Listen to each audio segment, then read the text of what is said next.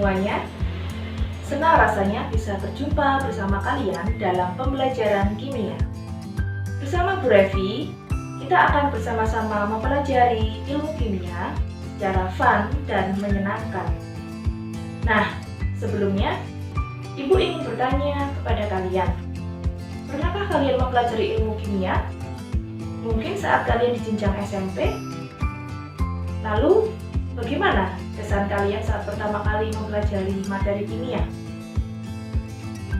Apakah kimia itu susah?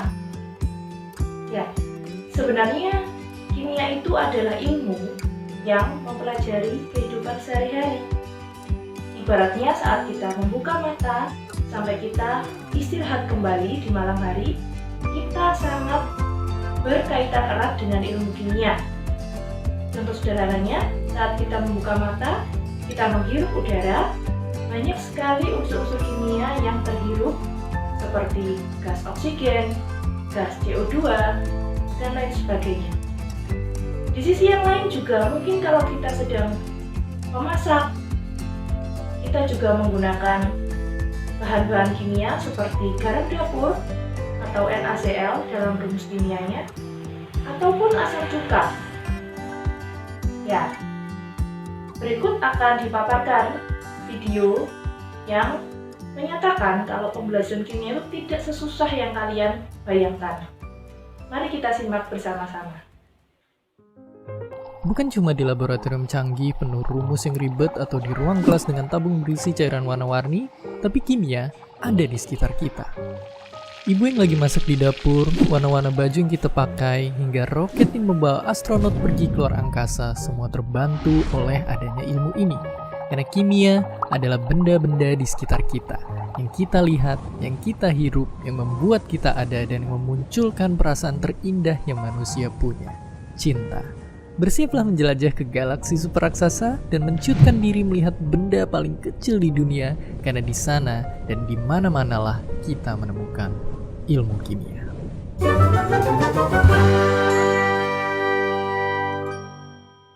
Pertama-tama, kita mesti tahu tentang apa sebenarnya ilmu ini. Kalau dibayangin, kimia itu kayak biro jodoh. Ya, karena untuk bisa bersatu dan bikin zat baru, zat-zat yang berbeda akan saling lihat kecocokan satu sama lain. Kalau ternyata cocok, mereka pun akan mendekat sampai akhirnya jadian. Oke, kita ambil contoh garam misalnya. Sebenarnya garam itu hasil perjodohan dua unsur yang saling tarik-menarik dan akhirnya jadilah garam. Tapi nggak cuma garam aja, semua bahan-bahan yang kita bisa lihat, pegang, atau rasakan di dunia ini pun kebentuknya kayak gitu juga, karena mereka cocok satu sama lain. Karena untuk bisa bersama kita harus saling PDKT, maka kimia juga ngajarin kita untuk paham dulu sifat-sifat dari suatu zat.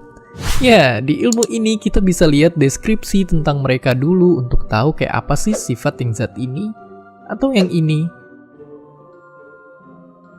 atau bahkan zat yang namanya mirip ilmuwan terkenal ini.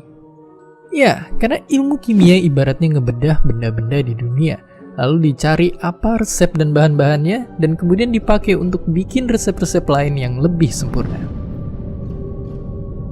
Dari ilmu itu, kita bisa menyusun kembali kepingan dunia untuk dipakai buat kebutuhan kita.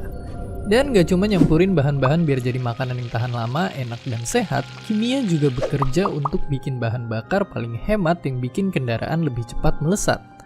Dan bahkan lewat penelusuran jejak-jejak kehidupan yang masih tertempel di tubuh kita telah menemukan misteri di balik asal-usul kita. Dan jawabannya adalah zat ini. Sebuah zat sederhana yang lewat miliaran tahun lamanya berkembang menjadi kehidupan yang begitu indah dan rumitnya. Semua bermula dari senyawa kimia ini. Tapi jelas butuh waktu sangat panjang sampai akhirnya ilmu kimia bisa sampai di sini. Ada ribuan percobaan yang gagal, eksperimen yang memakan korban, dan malam-malam panjang penelitian demi sebuah pembuktian. Semua dimulai dari coba-mencoba membagi bahan-bahan sesuai golongannya, dan lalu menamakannya. Itu semua didokumentasikan oleh ilmuwan ini dalam bukunya yang terkenal. Setelah itu, para ilmuwan juga mulai paham apa itu molekul, apa itu unsur, sampai apa itu atom. Sekarang, ratusan tahun setelahnya, kimia udah jauh berkembang. Bahkan bidang-bidangnya kita perlu bagi lagi saking luasnya.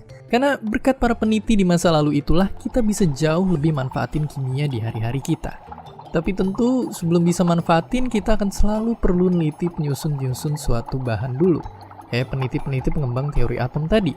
Mereka yang ngamatin susunan unsur sampai ke akarnya. Dan ya, ibaratnya di kimia juga ada detektifnya. Yang memang ada bidang yang bernama kimia fisik. Di sini kita bakal melihat suatu bahan kimia dari sudut pandang fisika. Dan yang kayak udah dilihat di video kemarin tentang fisika, dari sinilah kita bisa bikin material-material maju yang berkualitas. Pastinya ilmu kimia yang fokus pada teorinya tetap ada. Kimia teori fokus di dasar-dasar dan pengembangan ilmu kimia. Dari pengembangan model-model matematika, para ahli mendalami kimia kuantum. Dan ini jadi pegangan utama kita buat komputer masa depan yang bakal super-duper cepat. Dan sewajarnya di zaman modern kayak gini, konsep kimia bakal sering dibawa lebih terapan daripada teoritis. Dan ternyata yang mungkin terlewat oleh kita adalah fakta bahwa kimia sebenarnya sangat dekat dalam kehidupan kita. Kalau lihat di sekitar, hampir semua produk industri yang kita pakai adalah hasil kerja kimia anorganik.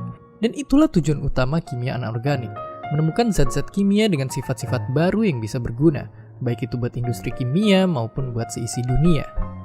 Sekarang, kalau kita lihat lebih dekat lagi, kimia nggak cuma melajarin benda-benda yang nggak hidup.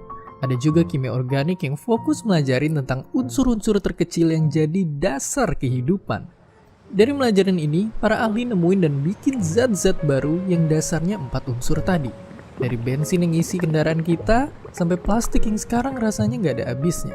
Kimia organik fokus di unsur-unsur dasarnya kehidupan. Lalu dari sinilah muncul biokimia, bidang ilmu kimia yang mempelajari kehidupan itu sendiri. Ya, kimia nggak cuma ada di sekitar kita, ia ada di dalam kita. Susunan tubuh manusia yang begitu rumit ini sebenarnya adalah hasil dari reaksi-reaksi kimia sederhana yang jumlahnya sangat banyak. Bahkan kesadaran kita sekarang, ya kenapa kalian bisa nonton video ini, ternyata adalah fungsi kimia di sel-sel otak kita. Kita hidup dan bernafas, oksigen masuk ke tubuh kita dan ke darah untuk metabolisme, itu semua adalah biokimia. Dan itu baru sebagian sangat kecil dari tubuh manusia. Kalau kemarin dari fisika kita tahu bahwa materi yang kita temukan baru 5% dari peraturan alam semesta, dengan kimialah kita tahu bahwa semua materi yang ada itu terbentuk hampir 14 miliar tahun lalu. Dan sampai sekarang hanya bereaksi dan bereaksi. Berubah bentuk jadi materi satu dan materi lainnya tanpa pernah bertambah atau berkurang. Atau dengan kata lain, ya, hidrogen yang terdapat di dalam tubuh kita sama dengan hidrogen-hidrogen yang ada di inti bintang-bintang di alam semesta. Kita terbuat dari bintang-bintang. Angkasa ada di dalam diri kita. Dan itulah kimia.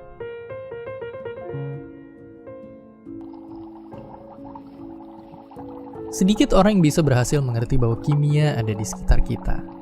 Apalagi jatuh cinta kepada ilmu ini. Ibu Yuni Krisnandi adalah salah satunya. Sejak kecil ia suka berimajinasi, menjadikan rumahnya menjadi arena belajar dan bereksperimen. Rasa suka Ibu Yuni akan kimia adalah pengaruh dari 2 orang dalam hidupnya yang memberinya inspirasi. 2 orang yang berhasil membawanya sangat jauh dalam pemahaman ilmu kimia sampai hari ini. Pertama ya bapak saya, dia guru kimia, terus dia tuh di rumah mau nggak mau jadi seperti membuat dapur itu kayak lab. Jadi udah mulai, oh kalau mau buat masak gitu kan, alat-alat dirapihin dulu di meja. Terus kemudian kita kerja, terus udah beres, dirapihin lagi. Jadi soalnya, oh ternyata belajar keteraturan, terus resep apa gitu, bapak tuh saya suka mengait-ngaitkan dengan, oh kalau di lab gini, jadi kan saya kayaknya kok kimia itu begitu ya gitu ya. Pas waktu kuliah ada yang namanya Prof. Endang Asyati, itu dosen kimia analitik, terus dosen bimbingan saya. Dia sangat menginspirasi bahwa kita bisa menemukan hal-hal yang di riset, kalau kita kan kimia murni gitu kan ya, jadi teoritis banget, tapi banyak yang bisa dikembangkan penelitian. Belajar karena cinta itu selalu menyenangkan. Buktinya Ibu Yuni berhasil meraih beasiswa untuk lanjut kuliah S2 dan S3 di Australia dan Inggris, bahkan sampai penelitian tambahan yang membawanya ke Jerman. Selama kurang lebih 20 tahun, Ibu Yuni mengajar, meneliti, dan membagikan ilmunya ke generasi-generasi penerus di bawahnya, dan semangat belajarnya pun tidak pernah pudar.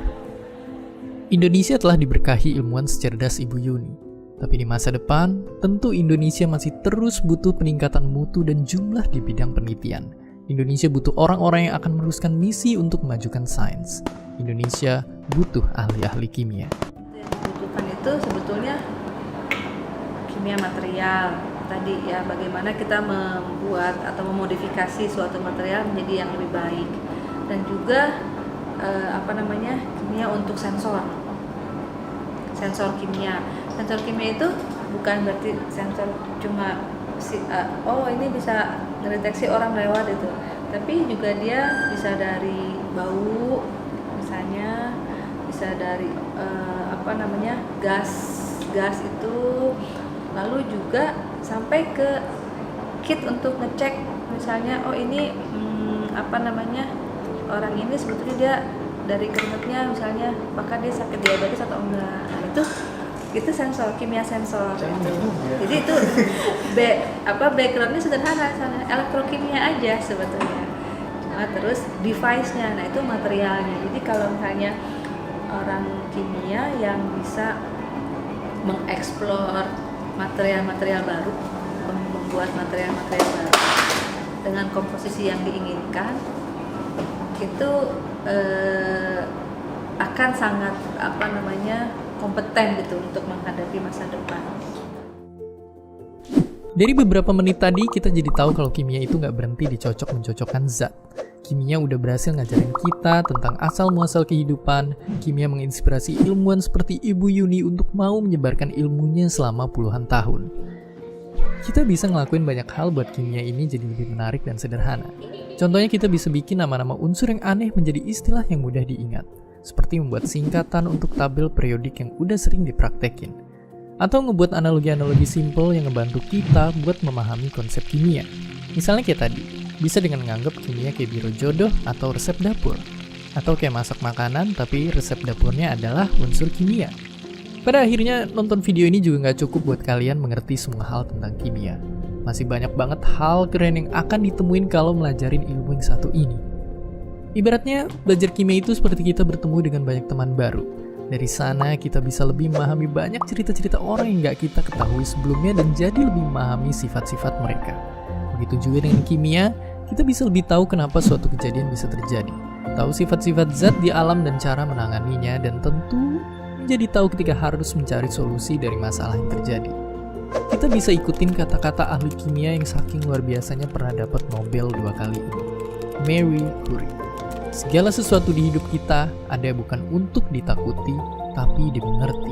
Dengan mengerti kimia, walaupun mungkin cuma dasarnya, kita bisa hidup dengan lebih kritis dan lebih bijak. Nah, anak-anak, bagaimana kesan kalian setelah memperhatikan video tayangan barusan? Apakah kalian masih berpikir bahwa pembelajaran kimia itu sulit? Tentu tidak ya. Bersama-sama kita akan mempelajari ilmu kimia, tidak hanya sekedar berkenalan dengan ilmu kimia, namun kita akan mempelajari ilmu kimia secara lebih mendalam dengan menyenangkan. Karena ingat, chemistry is fun.